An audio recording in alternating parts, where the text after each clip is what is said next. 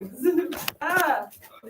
one of the ironies of people your age. It's easy for you to be mean to each other, but you guys find it hard to be nice to each other. It's easy to do both. I find it very easy to be nice to some people who are in my age group, and other people in my age group is like, yeah, I'd rather do it. Come on. Let's just say something worse back. It's easy to be nice to some people. Other people, it's a lot harder. Before we get into the Trust Busters, I just want to point out one thing. A couple of people came up to me yesterday or texted me and pointed out that it seems like this packet about American imperialism only has political arguments for why the U.S. was not justified. But I want to point out that, and I think that's documents 6 and 7, I believe. But I want to point out that one of the arguments that people who argued for empire made was because white people. That's document 1, which would seem to be a bad reason for empire, which you can then use as an argument against American empire. You following me? Yeah. Yes. That the U.S. was not justified in acquiring an overseas empire because the reason that they used was blatantly racist. Document 1. That is a social/cultural argument. Now you got 2 spice arguments. Okay, and I think Jack and I had that conversation a while ago. Is that right? Do you recall? Yeah. Okay, so if you want to not solely stick with political arguments, there's your social/cultural argument against American empire, document 1. Any questions on that? Get it? Phone away. Okay, great. My plan is attack a couple thingies as far as government trying to solve problems. Attack Taft here and a little bit of Wilson. Roosevelt, Taft, Wilson. Sort of the amazing, the 3 in a row presidents who were saw themselves as progressives, and they ran against each other in an election. It's like the all-star election, the election of 1912. All 3 were president at one time, and they ran against each other.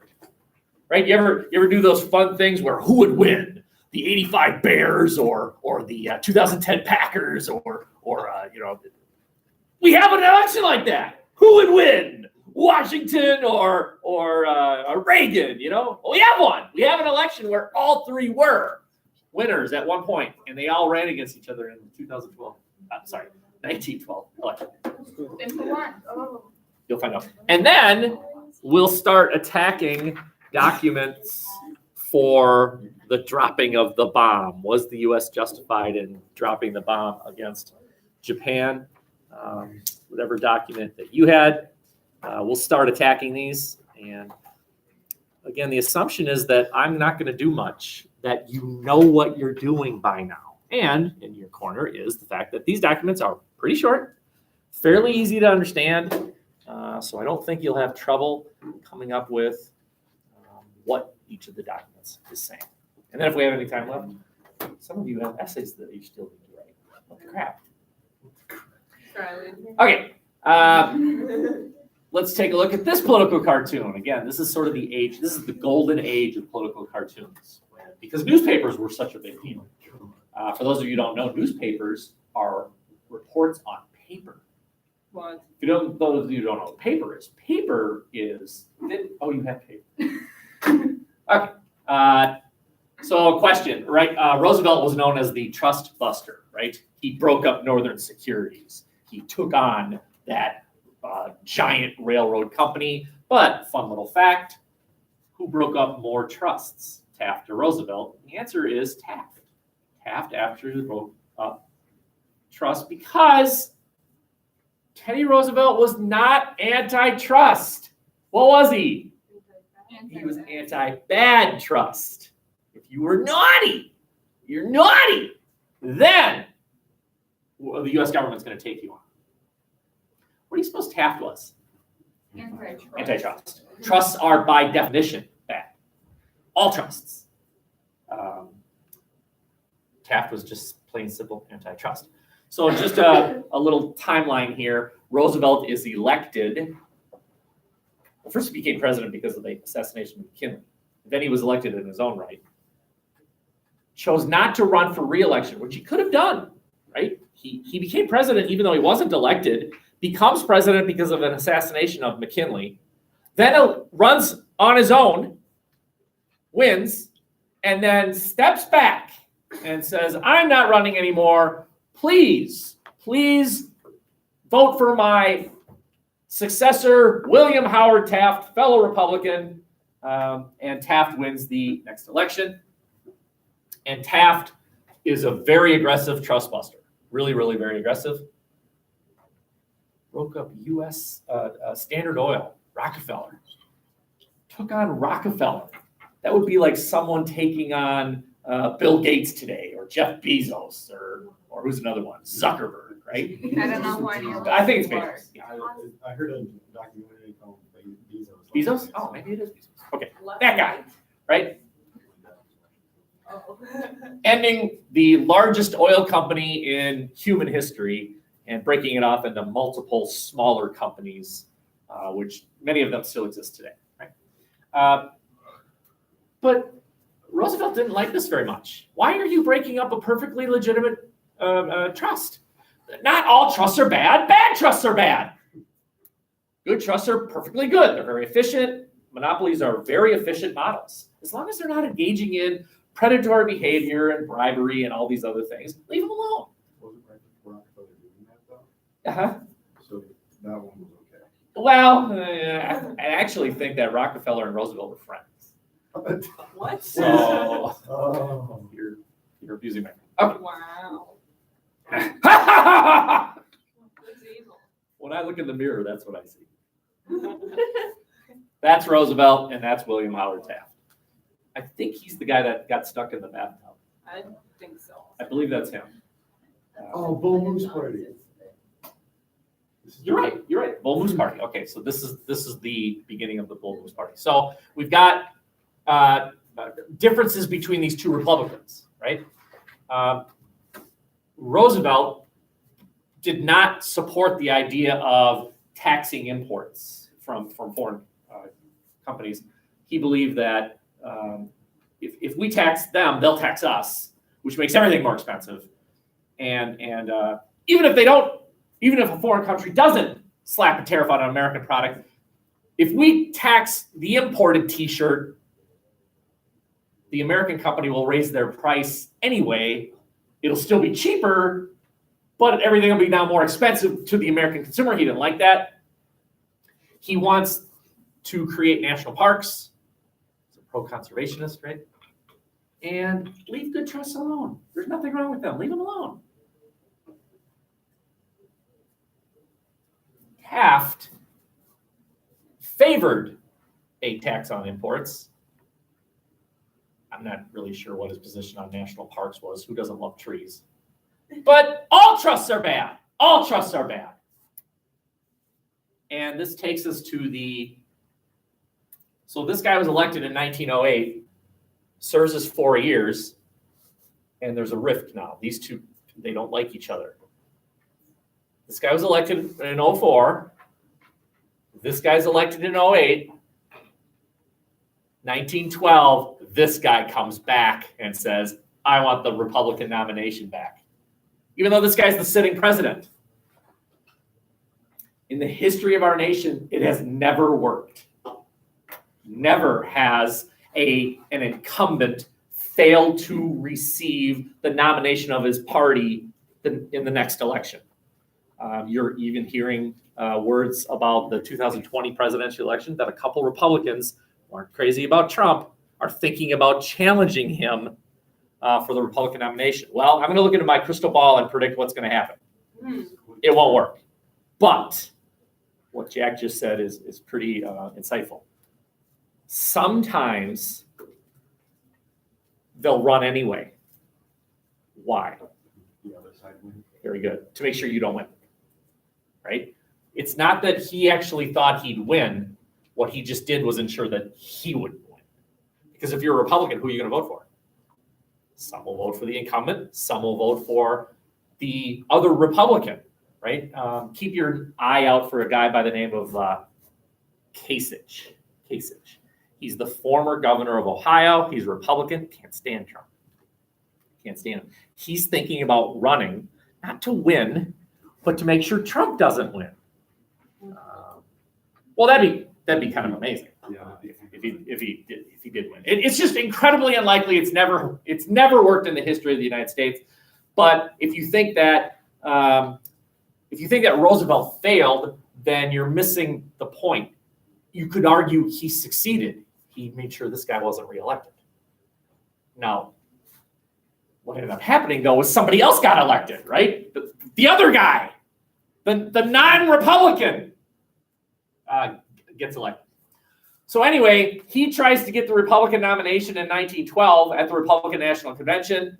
The Republicans end up giving the nomination to the guy in office right now, the incumbent.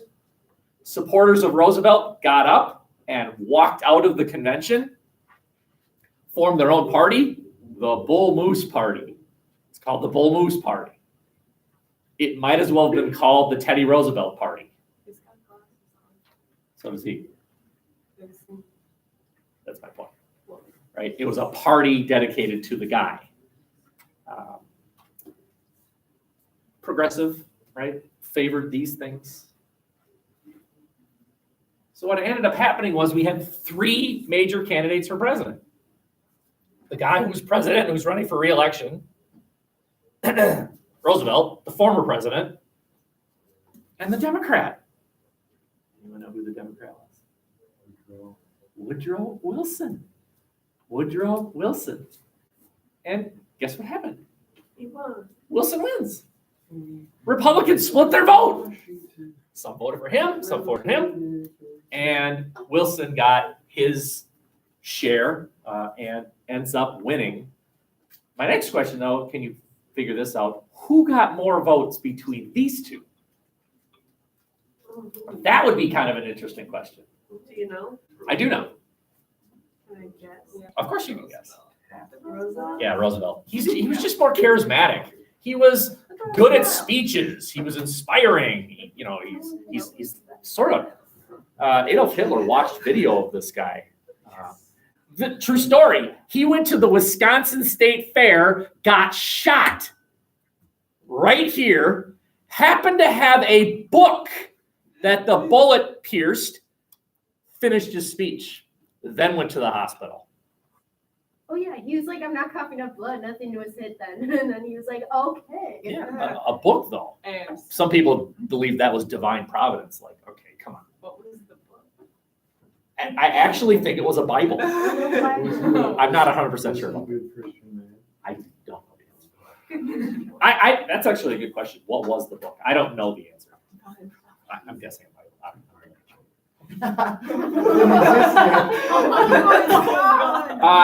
Taft was soft-spoken, not really good at speeches, not the most charismatic person ever. So not only did Roosevelt win more popular votes, he actually won more electoral votes.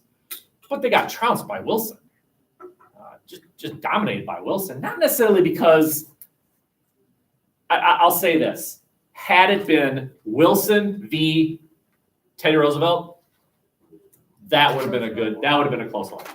I don't know if, I actually don't know the answer to this either. What if you added up the popular votes of Wilson plus Taft? Did that end up more than Wilson? What did I just say? Add up Roosevelt plus Taft popular votes. Did that end up greater than Wilson's popular votes? I don't know the answer. Get one of those nice pie charts you always have. I know. I'm kind of surprised I don't have. Okay, that's fine. Any questions? Are you good? We're done. Take a minute break. It's fine. And retrieve for me, if you will, your documents on the bomb. Does anyone need a new copy? Which is totally fine. I don't know. All of that. Well, let's go through, let's say 2.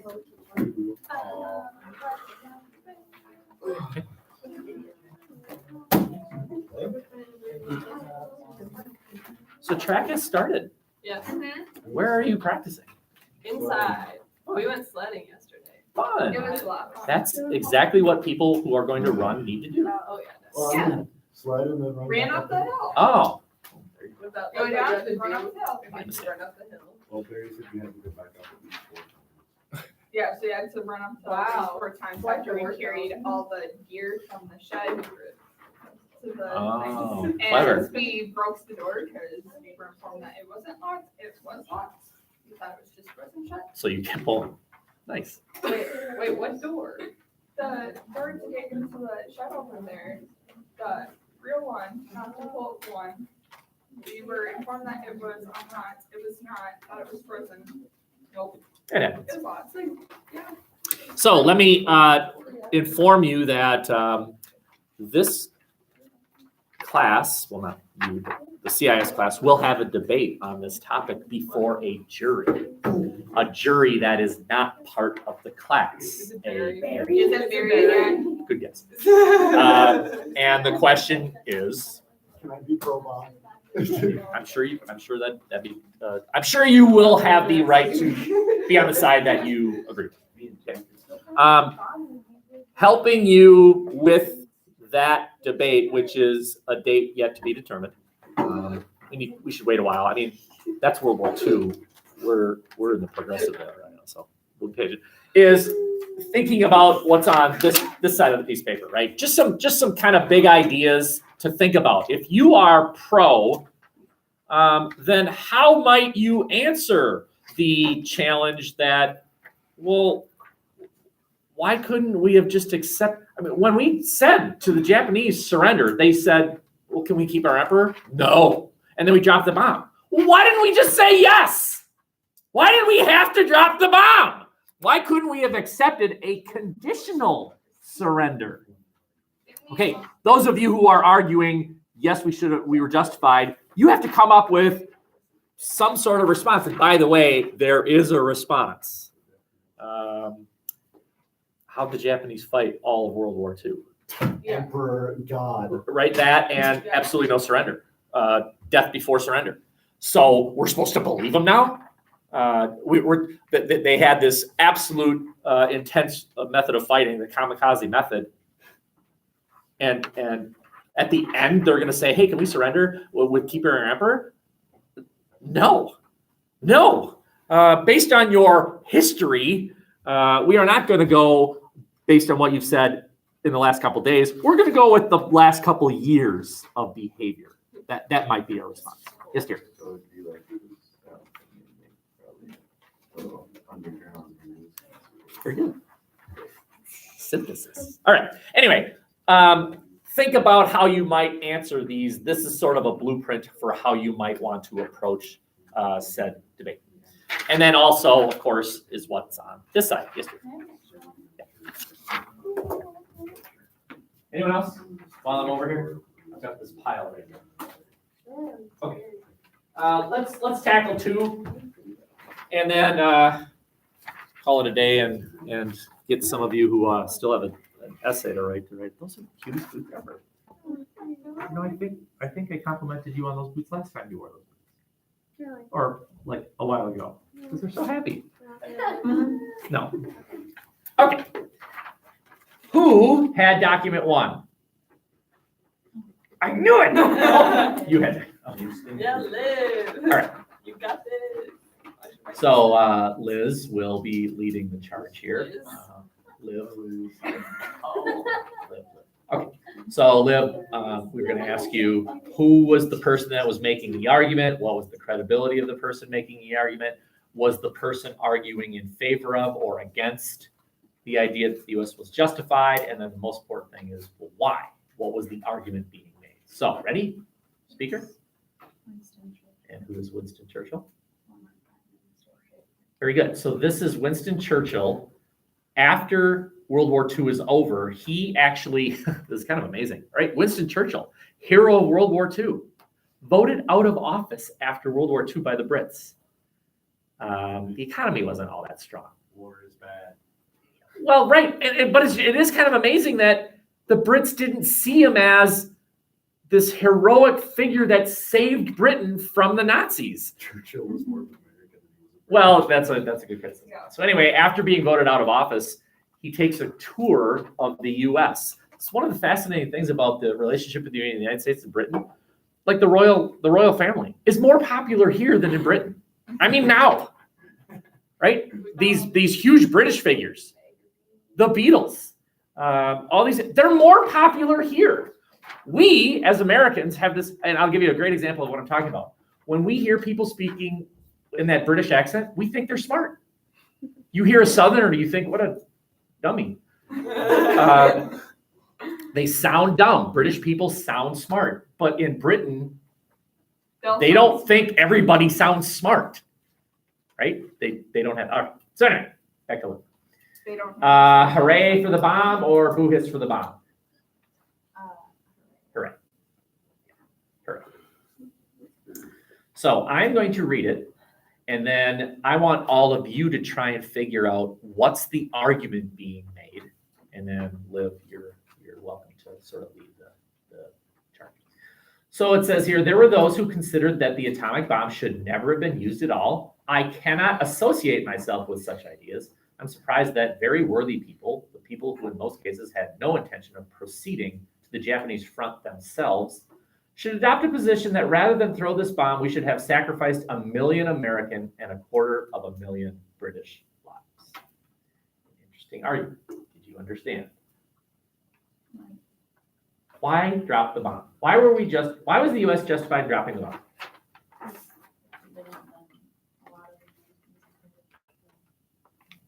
Had have died, yeah. How about that argument? It saved lives. It saved lives. Wow. Yeah, go ahead. All the people who were anti-bomb weren't, if you were so anti-bomb, then why don't you go out in front and fight the Japanese? Very good criticism, right? This is often a criticism in any logic. Those, like, for example, during the Vietnam War, there were senators who voted to authorize the president to use lethal force in Vietnam. It's called the Gulf of Tonkin Resolution. And one of the criticisms that was thrown at those senators was, why don't you volunteer your son or daughter to, you got your son or daughter a deferment. Anybody that was in college did not have to go and fight in Vietnam. And these senators had children in college, and they voted for escalating the war. Well, of course you did. Your kids aren't in it, right? You got no skin in the game. That's sort of what's being thrown out here. So let's think about this. If you wish to use this argument, what evidence might you investigate here? I mean, it's saying it saved lives. What tangible stuff might you say, here's proof that this is true? The number of lives that were lost fighting, like specifically like Japanese forces. Very good. How about a casualty list? How many people did die at Hiroshima and Nagasaki? I've seen, so right now I'm throwing out maybe some things you might want to investigate. How many people died at Hiroshima? How many people died at Nagasaki? How many people fight at Nanjing? Very good. So investigate other areas where killing occurred. Okay. I'm wondering about the 1 million American and 250,000 British lives. Where'd that come from? Did Churchill just make it up?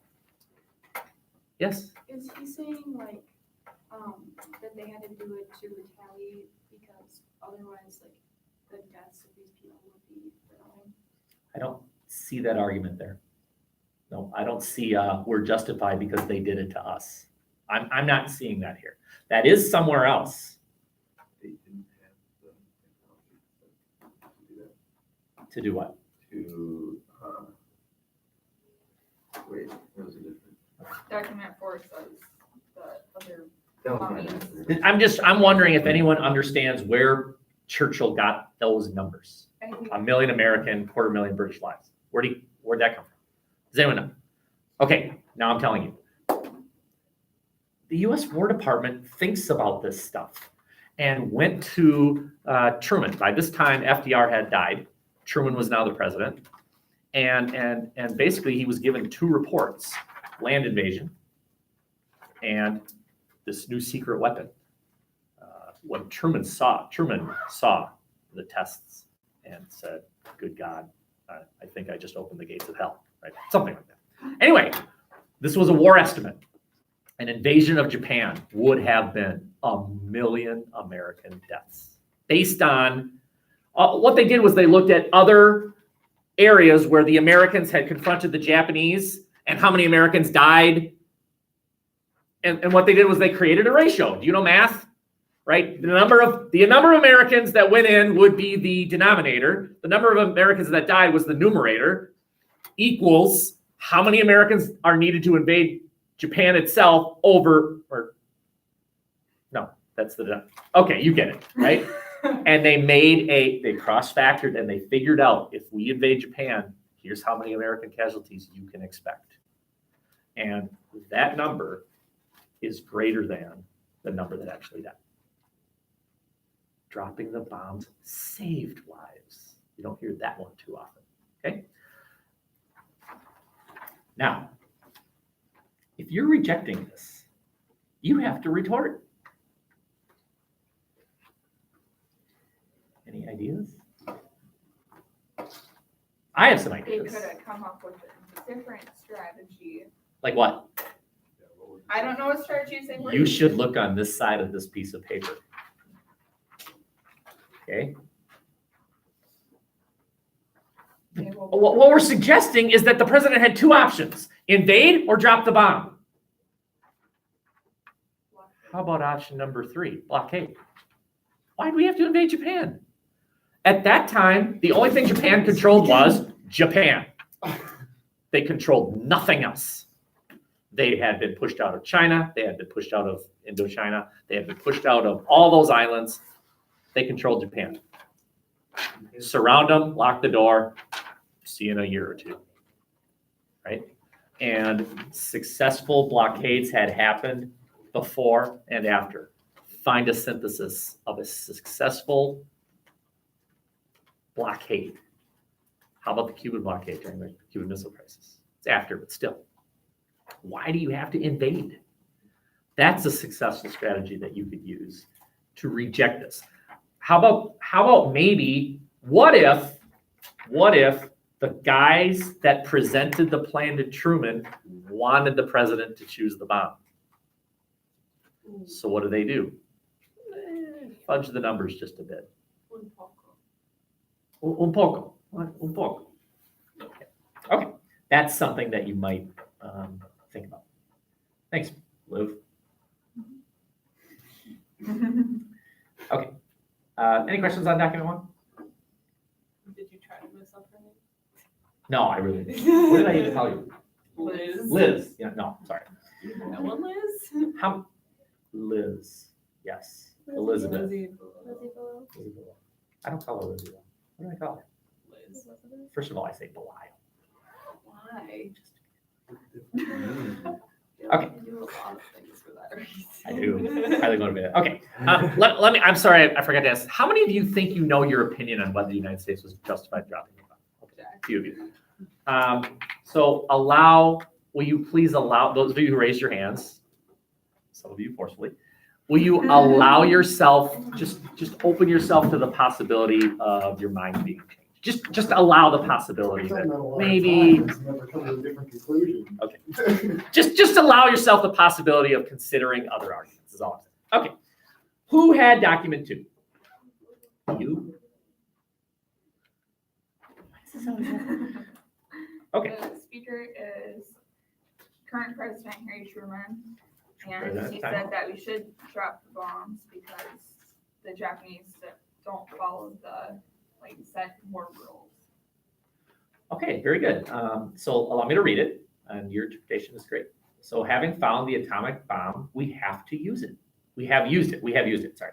We have used it against those who attacked us without warning at Pearl Harbor. Hey. What's he saying? Why was the U.S. justified in dropping the bomb? Revenge. Yeah, because they attacked us, right? So think about this. One of the arguments made was we were not justified in using the atomic bombs against Japan because how come we didn't use it against Germany? Racists, right? You used it against the Asians, but not the fellow white people. Well, Germany did sink a couple trade boats. Germany didn't attack us.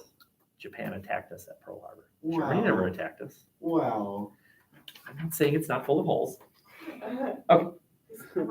So here's one argument, the revenge factor. They did it to us, we need to do it back to them, but he's not done.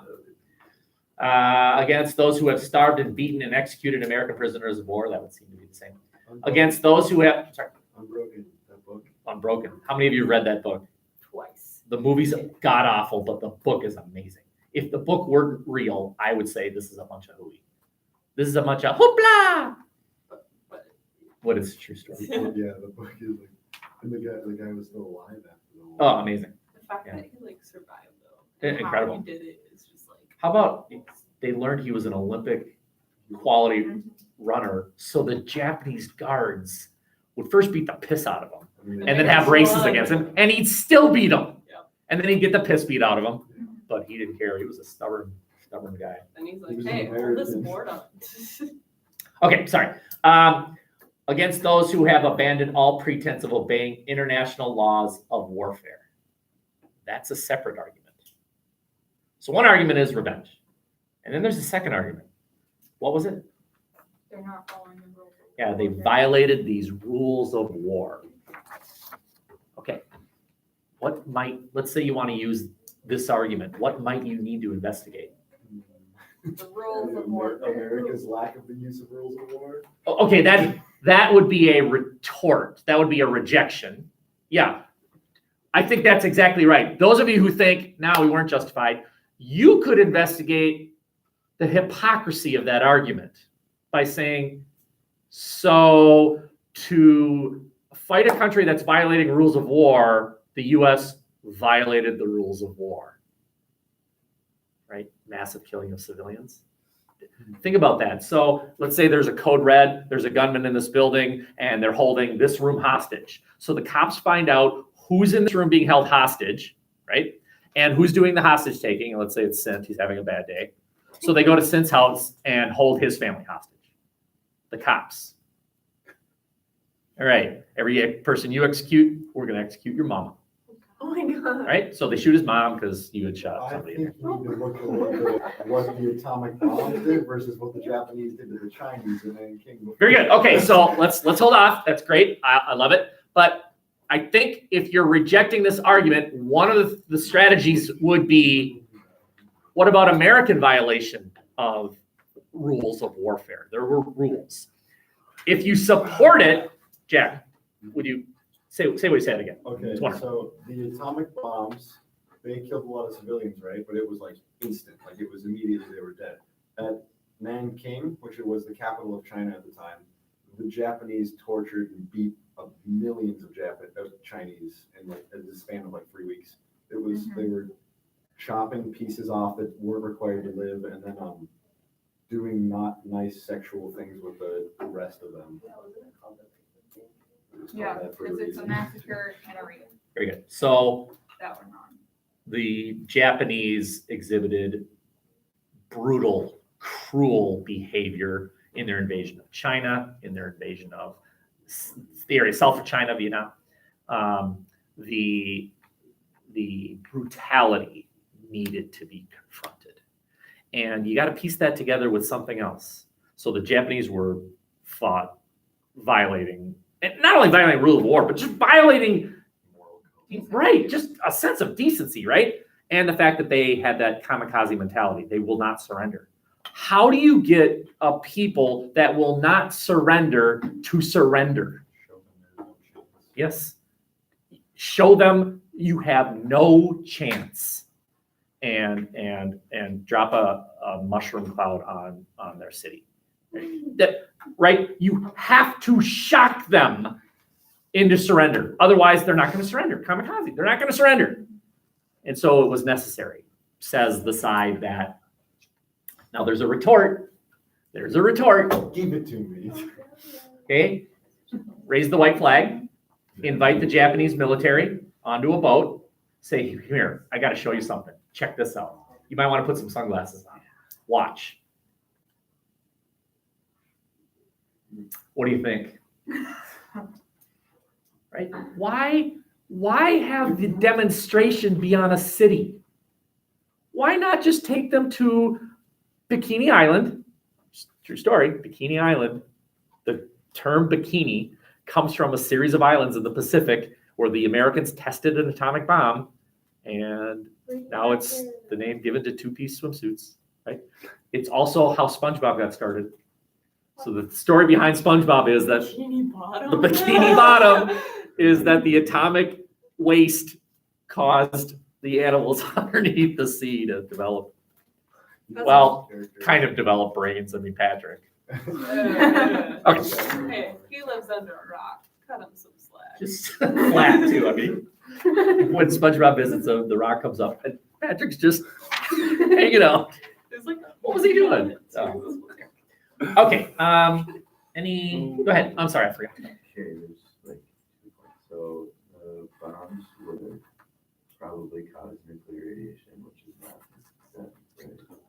Yeah, there's no doubt that that is a retort too. That okay, fine. The ones that died immediately, painless. But how about the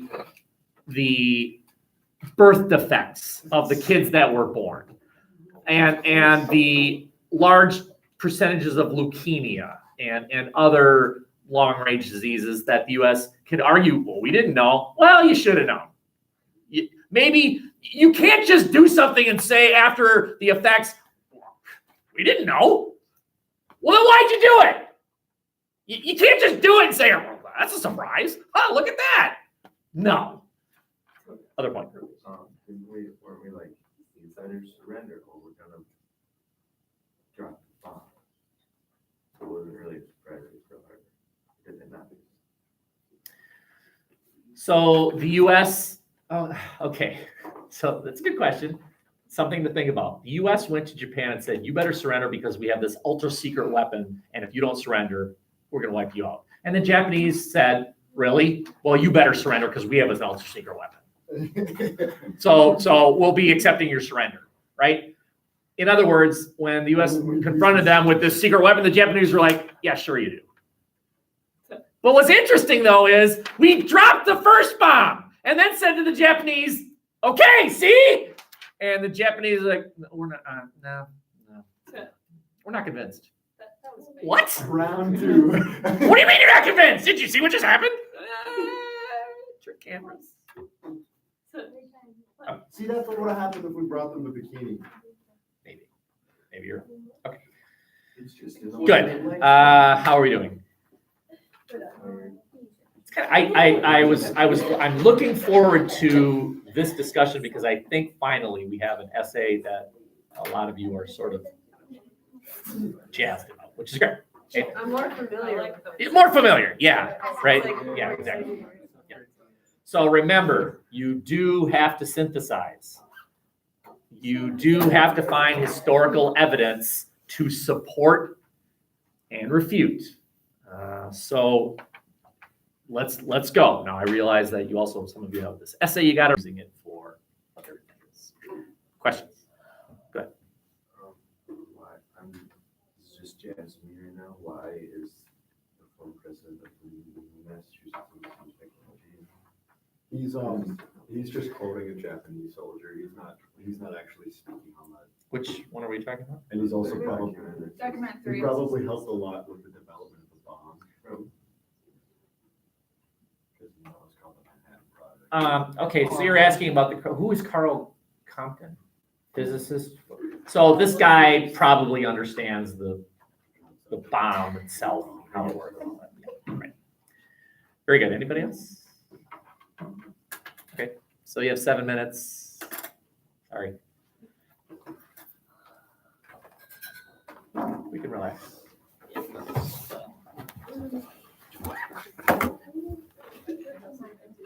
Oh. I was like,